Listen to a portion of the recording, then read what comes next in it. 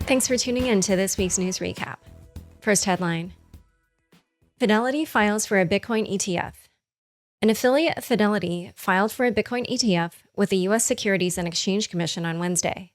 The proposed ETF, notes the application, will, quote, provide direct exposure to Bitcoin and track the price of BTC through Fidelity's in-house Bitcoin price index, which adjusts for the trust's expenses. Fidelity Digital Assets will custody the underlying Bitcoin. Fidelity's ETF will be named the Wise Origin Bitcoin Trust, a subtle nod to Bitcoin's pseudonymous creator. On Twitter, Alex Thorne, head of firm-wide research at Galaxy Digital, pointed out that in Japanese, Satoshi means wisdom, and Nakamoto means origin.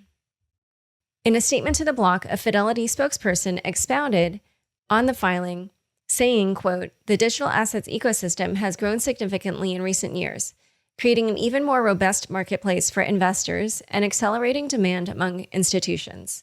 An increasingly wide range of investors seeking access to Bitcoin has underscored the need for a more diversified set of products offering exposure to digital assets. Fidelity's entrance into the Bitcoin ETF race comes right on the heels of similar efforts by Van Eck, Valkyrie, NYDIG, WisdomTree, and First Advisors/Skybridge. Next headline: Coinbase's direct listing draws scrutiny to the firm's prospects, Brian Armstrong's net worth, and customer service. Mario Gabriele, founder of tech newsletter The Generalist, along with well-known crypto analysts such as Jill Carson, Ryan Todd, and Catherine Wu, wrote up a comprehensive piece on the paradoxes of Coinbase as a centralized exchange championing the rise of decentralization. The article is too long to summarize here, but I recommend it for those looking for a thorough analysis on Coinbase ahead of its direct listing. Some choice highlights include the correlation between Coinbase's revenue growth and Bitcoin price has been around 70% for the past few years. Institutional trading made up 64% of Coinbase's trading volume, while only accounting for 5% of revenue.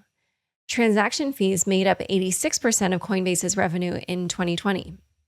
CNBC reports the much-anticipated Coinbase direct listing is poised to make co-founder and CEO Brian Armstrong a very wealthy man.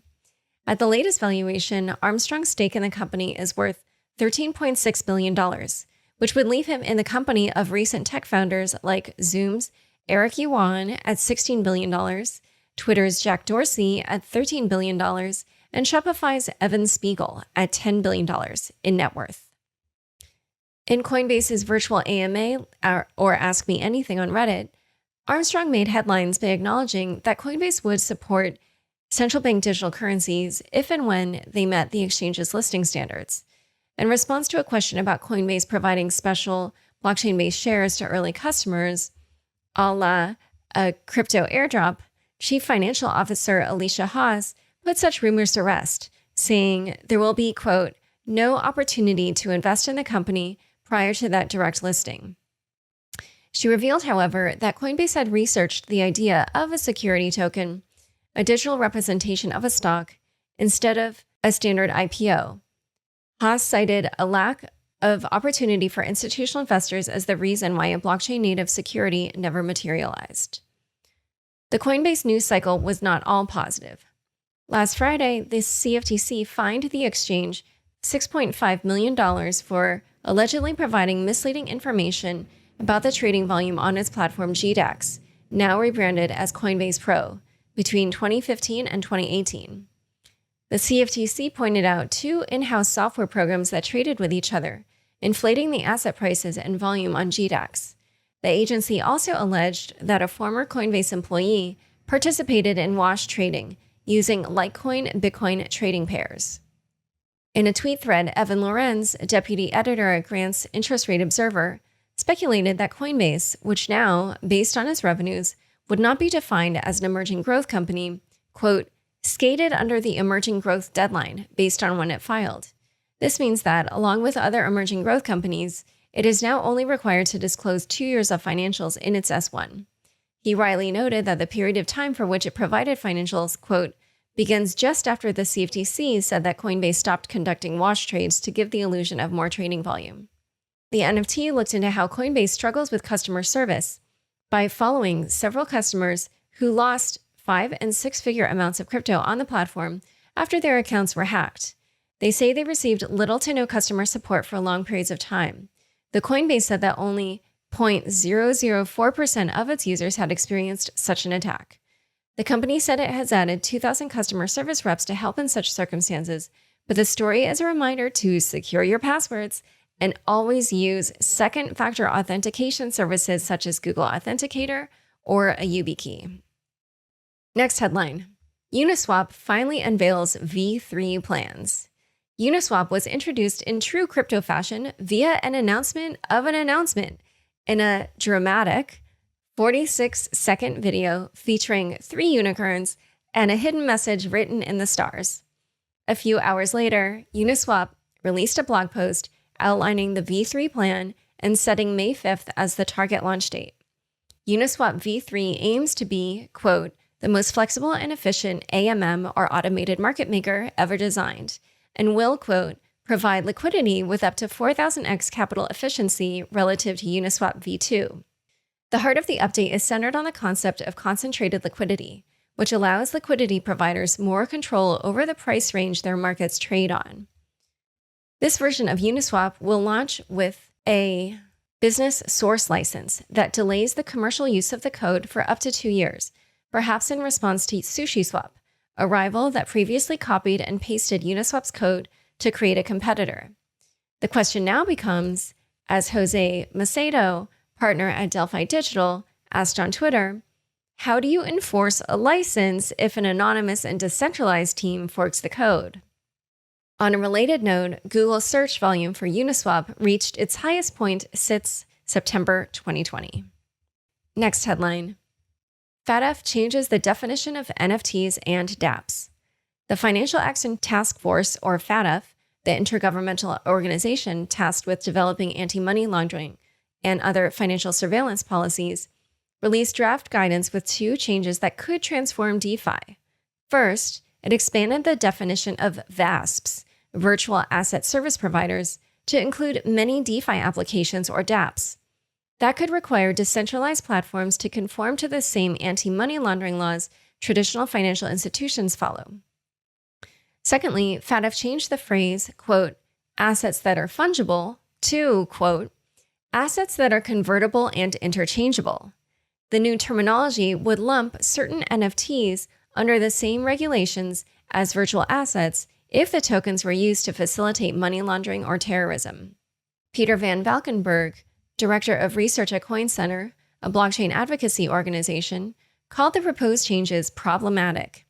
In a blog post, he wrote, quote, classification as a VASP would obligate these non-custodial persons to register with a local regulator, collect and report to government masses of information about their activities and the activities of others, and to know the names and physical addresses of everyone with whom they interact. Those requirements may be reasonable for banks and other financial institutions where most money laundering takes place, but they are absolutely inappropriate for private persons participating in open computer networks. Ian Taylor, chair of trade association Crypto UK, also criticized the changes, saying, FATF are recommending to the governments that they do everything they can to stop digital asset-related financial relations that aren't intermediated. FATF will be accepting public comments on the draft language until April 20th. Next headline. Elon Musk mines BTC through Tesla sales.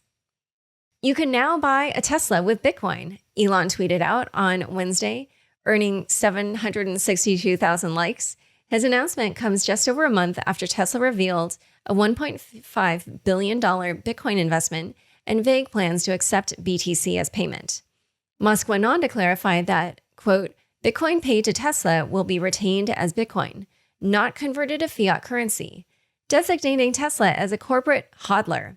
He also noted that pay by Bitcoin capability will be available outside the US later this year. Time for an NFT roundup. After his historic NFT sale at Christie's, digital artist Beeple received $53 million in Ether and promptly converted it to US dollars. In an interview with Fox News, he called the recent surge in NFT prices a bubble. The though he does believe that the technology behind NFTs will outlive the bubble, much like what happened with the internet. Time magazine offered up 3 non-fungible tokens inspired by Time's most iconic covers this week. 1 is God dead. 2 is Truth dead. 3 is Fiat dead. The NFTs sold for 241 ETH or $385,000 on SuperRare Thursday. Jack Dorsey sold his original tweet as an NFT for $2.9 million. Dorsey converted all proceeds from the auction to Bitcoin and donated to Give Directly's Africa response. The New York Times released a recent column as an NFT and is auctioning it off for the Neediest Cases Fund. The article, ironically about NFTs, sold for 350,000 ETH or $550,000 on Thursday. Time for fun bits. Bitcoin's energy consumption rationalized. As criticism over Bitcoin's environmental impact heats up, the community has banded together with ways to rationalize the energy used to power the proof-of-work blockchain. Nick Grossman, general partner at Union Square Ventures, views crypto mining as a battery, transforming electricity into value in the form of digital assets. He believes Bitcoin as battery will shift the narrative from, quote, crypto mining is a dangerously large consumer of energy, to, quote, crypto mining is driving the energy transition from fossil fuels to renewables. Square Crypto also chimed in, releasing the first volume of a Bitcoin mythology series. The pithy introduction reads, quote, since there are no more prominent or prevalent myths about Bitcoin than those having to do with its environmental impact, we started there.